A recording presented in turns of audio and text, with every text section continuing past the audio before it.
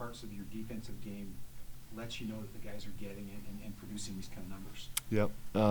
Defensive or rebounding, or both? Well, just you've talked already about. Talking about defense. Yes. Okay, great. So, I've been really. So first, we have some ability. Like, we talked since the beginning of the year about the length in the middle of this roster, which is a little bit maybe. It's probably not the standard that we're used to here at BYU, kind of having that length in the middle from 2 to 4, right? And that makes a huge difference. So that's one. Two is our guys' willingness right now to try and kind of stay dialed in on basic concepts. We do the same thing every single day, and these guys are willing to do the same thing every day. I was talking to Tony Bennett, who I think is one of the best coaches in college basketball, a couple summers ago, and I was super interested when he told me, he was like, hey, my biggest challenge, and I don't know if this is still the same today, but at the time he was like, my biggest challenge is to keep my guys from getting bored, because we practice the same skill set every single day. And our guys have been willing to let us coach them like that so far. And when you emphasize the same things every day, you get pretty good at them. So our guys have been solid. We still have some holes. We still got to get way better. But the fact that our guys are willing to dial in on the things that matter is important and bring energy every day. Leadership of Gavin Baxter and Alex Barcelo and Tijon Lucas and Richard Harward, and these guys have been really special. So tomorrow you're facing one of the best rebounders in the country.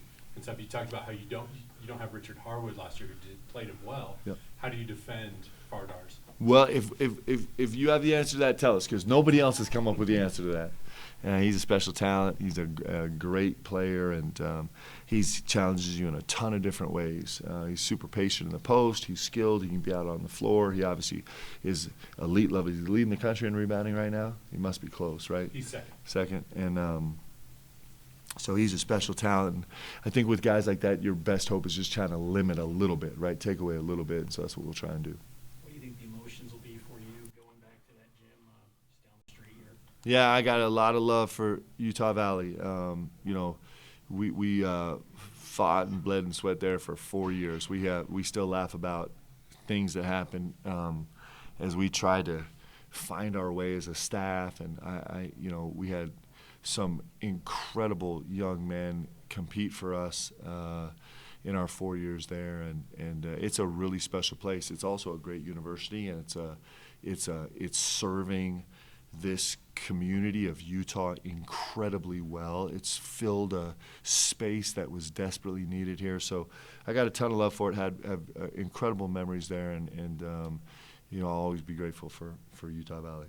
You know firsthand that it's probably tough to get teams to go into that gym. What led you to being willing to go on the road, down the street, but to play in their building? Well, it's I love these in-state games. I mean, I think they're really good for us. They test us in amazing ways. I mean, we talked about this with Utah.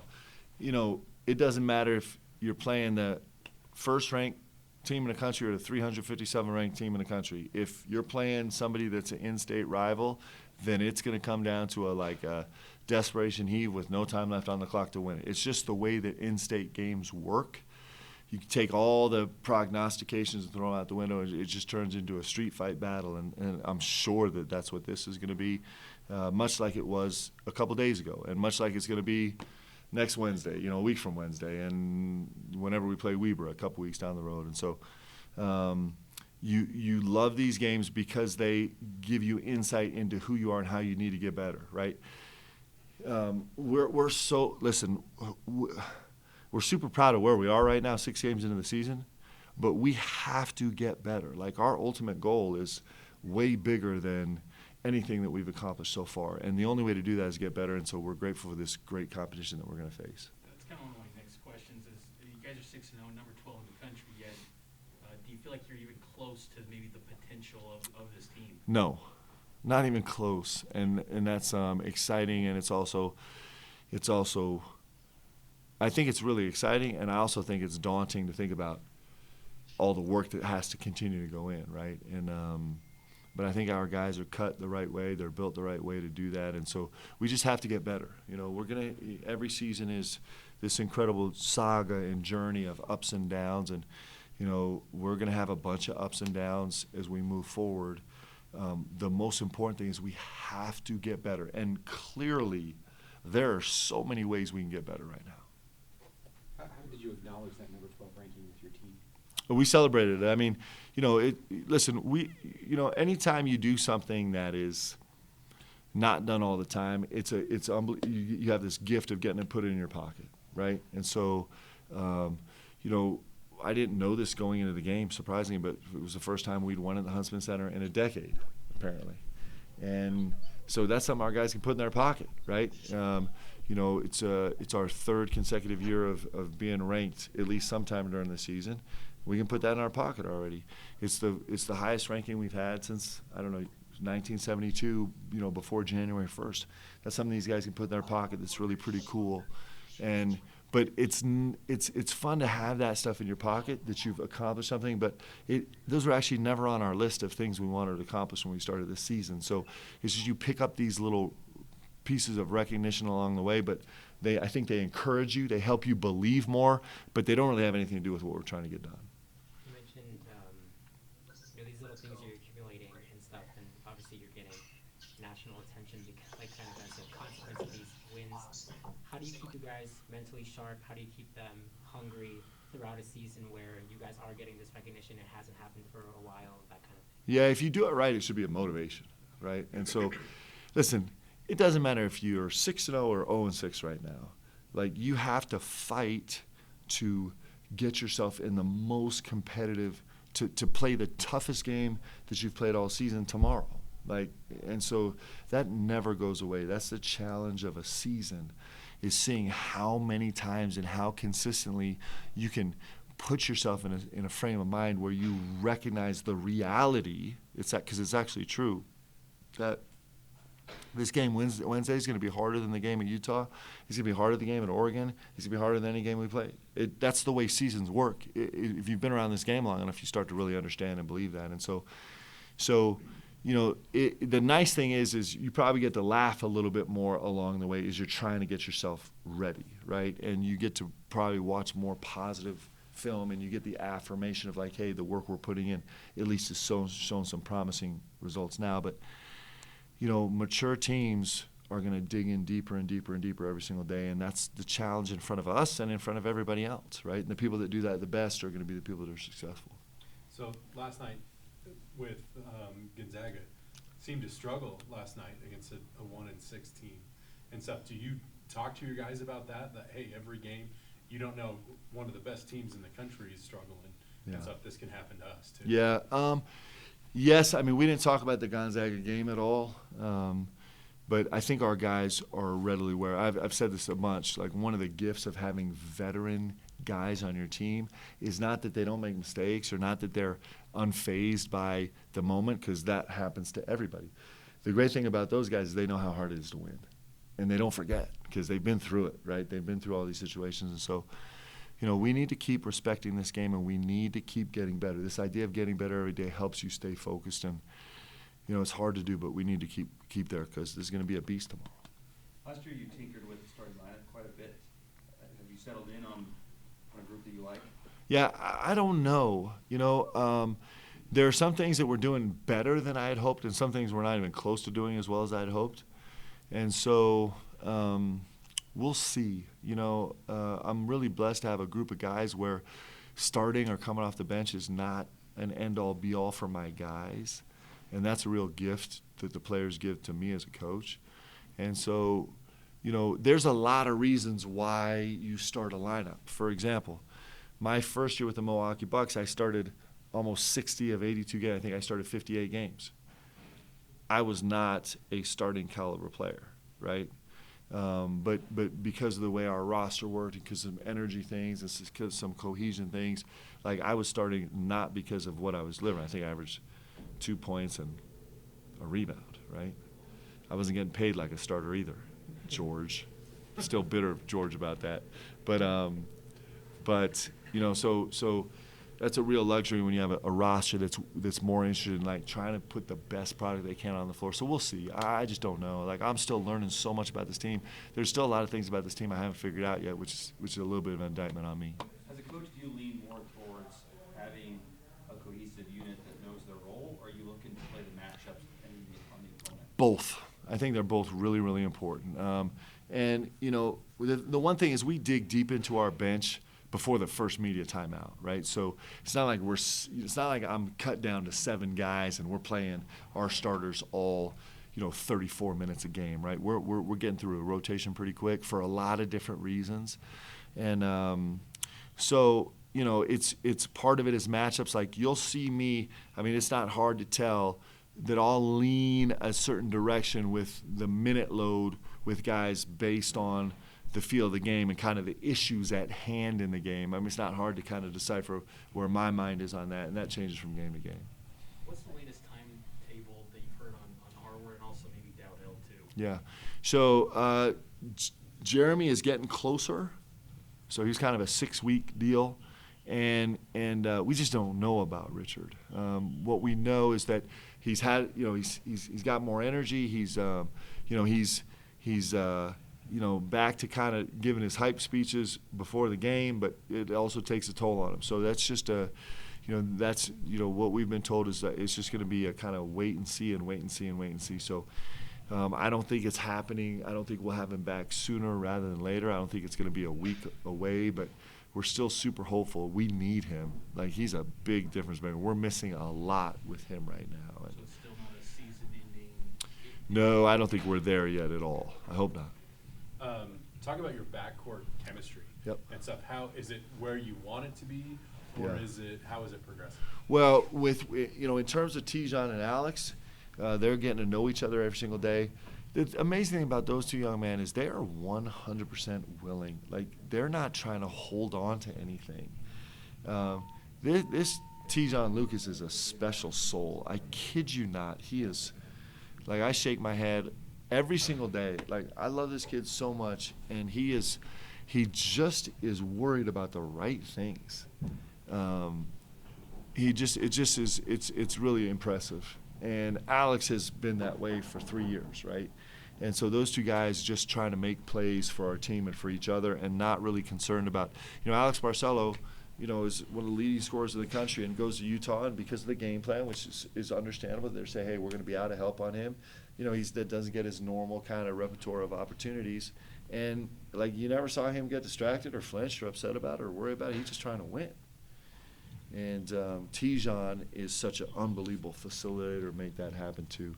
So those guys are really good. Still trying to work in, like, this Seneca Knight's going to have a huge role here. Trevin Nell's going to have a huge role. Spencer Johnson, his role is still evolving. All those guys in the backcourt are going to have a huge impact for us. How important will these 2 games on the road to get off to better starts than you did against Utah where you're down 7-0 quick? Yep. Just maybe the importance of a fast start getting out of the gate strong. Yeah, I think we were a little bit of a slow start team last year too. Sometimes there was a thing that came out where, it's interesting how you just try and cook the numbers to make yourself seem like a smarter coach. So there's a graphic that came out that said that we were one of the best halftime adjustment teams in the country, and that's a super positive way of saying coach doesn't get his team ready to play from the tip. It's important. It's always important, especially we're going on the road, and we'll be on the road a lot. I think Utah State's our only home game in the next, I don't know how many games, guys, a lot of games. So, yeah, so it's important. The one thing that is a gift to me, this team gives me as a coach so many gifts, and one of them is these guys are proven frustration to fight guys. So, my daughter Avery is a tennis player. I get to be a tennis dad, right? And so one of the things that was super interesting as she was growing in her tennis game was just this realization that, like, hey, you know what, I can be down 4 games or I could be up 4 games and I can figure it out. And these guys have given us the opportunity to be like, hey, we're super confident. We get down 7-0, if we're down 0-7, it's like, we know these guys will figure it out. We know they're not going to go sideways. We know they're not going to get nervous and distracted. We know that they're going to not give in to frustration, but they're going to turn it into a fight. And these guys have proven that, and I believe in them that way. And so while we want to get great starts, I'm not afraid of bad spells in the course of a game. You're going to have them, and these guys respond really well. If you have on one hand the game plan, and then on this side you have your players' ability to adjust, kind of leave it up to them, are you here trying to figure out how much to make the changes or let them figure it out? Yes, you know, it's interesting. So one of the most common things you'll hear with coaches is, especially coaches that want to play like us, like we don't want to run plays, we want to teach our guys how to play.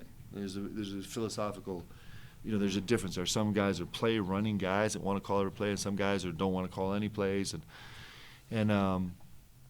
So in my coaching life, I have been too hyper reactive to try and take back the reins, right? To try and fix it myself with play calling. And, you know, probably I would have helped my team more if I gave them some more space to be like, it's okay, hey, let's just focus on, instead of me taking the reins and starting with play calling, let's just reinforce some of the principles about how we play that are going to be important right now in this moment, right? There's a little difference. And something I like to get better at. But yeah, I'm somewhere in the middle of, you're always debating about, hey, is this the moment where I need to take the reins and help these guys more, or do I need to just reinforce what they're doing and trust them that they're actually ready to make these plays? And putting the ball in Alex and Tyshawn's hands Yes. makes you seem a lot Yes. smarter, right? Yeah, it does. It does. And so actually, you know, we have a bunch of, I mean, listen, you guys are watching the games. Like, we're doing a lot to kind of keep the balls in their hands a higher percentage of time than just the natural flow of the offense would allow, and that's smart for this team. After the Oregon game, you mentioned that you didn't kind of see that game as singular. You saw it as the end of a 3-game stretch. Is that something that you do generally with the whole season, conceptualize it into little chunks? And what's the chunk now, and what's the future chunk? So we got 3 games left in this stretch. So it's 4 games. It's at UVU, it's at Missouri State, it's Utah State here, and then it's at Creighton essentially. And so it's the next 2 weeks, and then we'll kind of reevaluate where we are. We'll when you're trying to dig through data of a game to analyze where you're going and what's working and what's not, like analytically, sample size is important. And you're tempted to go back after one game and kind of like rip everything to shreds. But the sample size is so small, really, from a game, especially when you get into anything specific. So, and we have a natural break with finals, so we'll get through these next 2 weeks, these next 4 games, kind of this 5-game run, and then we'll reevaluate kind of where we are and see what the numbers are telling us to tweak and what bodies are telling us to tweak. Is there anything, kind of, might be a little bit of a weird question, but you mentioned that there's a little bit of a cold going around the team. Mhm. Is there any concern that it's not a cold, that it's COVID? No, our guys are getting tested, so that's the first thing that happens. And thankfully, Gavin was running around and be like, it's got to be Omicron or whatever. But no, it's not. He's been tested. He's fine. So it's just, it's actually super wonderful that we're just back to having a cold, right? And that's really great. And this is something every team goes through every single season. You have it once or twice where teams kind of dealing with a little bit of illness, and that's where we're at. Coach, wanted to quickly ask you about the Missouri State. Is that a home and home series, or is it just a one-off game?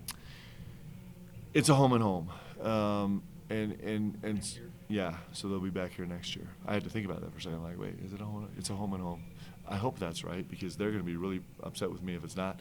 We wanted the game there this year because it makes it a quad 1, right? So, we're so desperate to find quad 1 games, and so the way we can do it is we can take a top 70 team and go on the road. I think they're 63 right now. They're projected as 59 maybe, and so that is a quad 1 game for us on the road, and we're trying to get as many. I don't know why. I'm actually not sure why more schools don't approach it that way, but it's important to us. We got to get as many of those games under our belt as we can. Hopefully Oregon stays a quad 1. We need them to play well, and they will. They're a good team. And San Diego State should be a quad 1 when it's all said and done, and Utah should be a quad 1 when it's all said and done. So we have 3 under our belt, and we need to keep going to get them. Some coaches don't really like to address rankings and things like that throughout a Yep. season. They're a lot more laser focused on Yep. game to game or what have you. Why do you feel like you're more inclined to kind of care about stuff, track it? Are your players the same way? Well, I mean, our players are definitely hearing it, right? And this game is hard, and it's unforgiving, and so, probably a smarter coach just keep his head down and just plow ahead and not pay attention to anything. But for us, we're trying to grab anything we can get onto, one, to build our guys' belief in what we're doing, and two, to like help motivate our guys in a positive way, right? I told you guys that, well, no, I didn't tell you, my team told you at media day that, you know, they gave me a D- in joy in the gym, right? And I got to get better. And one of the ways to get better is like, hey, listen, it's hard. You know, you guys know the last time we were ranked in the top 15 in November was 1972, okay? That was my birthday. You guys are all younger than me, so you guys weren't there, but I was actually, you know, I was actually like, I was born in September, so I was 2 months old. I was 2 months old the last time that we did this at BYU, and these guys should celebrate that because it doesn't come around. I mean, it's 50 years. It's crazy. So, you know, if you can't celebrate things that happen once every 50 years, then you're just not. You're going to miss it. I don't want these guys to miss it. We actually had the conversation on our team because every team is fighting with all the distractions. Every team has issues. You know, we had a no-loss November here at BYU, and don't get tricked that our teams have no issues on them. Every team has issues. It's just how well the players on the team are willing to manage those issues, right? And so we talked about it yesterday. Like everybody, you know, nobody who comes out of our game having gotten everything they personally wanted out of the game. It never happened, ever. Doesn't matter if you scored the most points, you're like, I should have got more shots, I was hot, or you didn't get to play, you're like, if I had played, we would have won by 20 instead of 10, right? Nobody ever gets everything they want out of the game. And you know, but what I urge the guys right now is like, I know that everyone carries around frustration every day. That's what it means to kind of that's what you're putting on the altar for the team every day, right? But don't miss this. This hasn't happened in 50 years.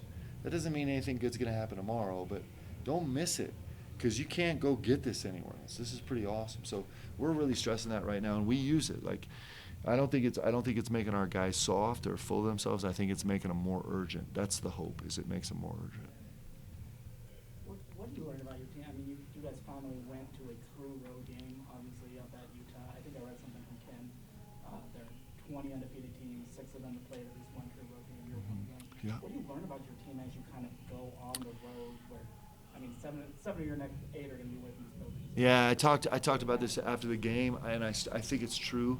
I learned a lot. I learned the guys are tough. I learned the guys are fighters. I learned that the guys are pretty unflappable over the long course of a game.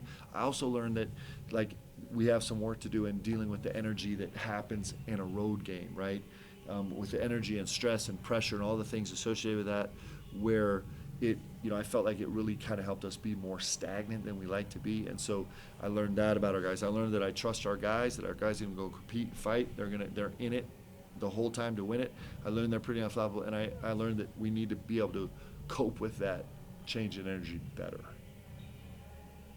I learned the guys were really, listen, our guys were so dialed into the game plan. It was, you know, Coach Burgess put together the game plan, and our guys were really, really dialed in. I was super impressed. You know, Alex Barcelo, let me give you to give you Alex Barcelo tidbit. So Alex Barcelo the last 2 years has been in the bottom 10% in terms of spot up shooting defense. And spot up shots is their categorized are just catch and shoots or catch against the closeout and penetrate. It's been a marker that we've tracked on our whole team for the last couple of years because when we came here as a team we were awful. So he's been in the bottom 10% in the country for 2 straight years. And what's the kid's name from UNLV that is at Utah? Help me. David Jenkins. David Jenkins. He's a terrific player. So when we're arguing about assignments, my staff is like, hey, let's put Alex on David Jenkins. I'm like, are you guys crazy? Like, the numbers do not bear out well for one of the top shooters in the country for Alex to be guarding, right? Yep. And of course, my staff way smarter than me, like, Coach, nah, he's a different man. So you guys know that right now Alex Barcelo is the 19th ranked player in the country in spot-up defense. And that's how guys get better, right? You know, everyone thinks Alex is shooting the ball great and whatever, but where he's really made his strides, he's gone from like these little segments about where he's one of the bottom rung players in the country to taking on an assignment, a massively difficult assignment on the road against a hungry team, against a great player, and holding him 0 points in the first half because he fulfilled his assignment so well. It's pretty special. Yeah, it's points per possession that you allow as the defender closing out to the spot up shooter. Anyway, cool. Put that out. This Alex Barcelo's a stud. Also a decent defender in addition to. Yes, he is. Yes, he is. And he's always been a great on-ball defender. But this is, you're trying to find chinks in a guy's armor. He doesn't have a lot. But that was one that he's had, and clearly he's taken it upon himself to remedy it. All right? You guys are awesome. Thanks for taking care of these guys. Appreciate y'all. Thank you.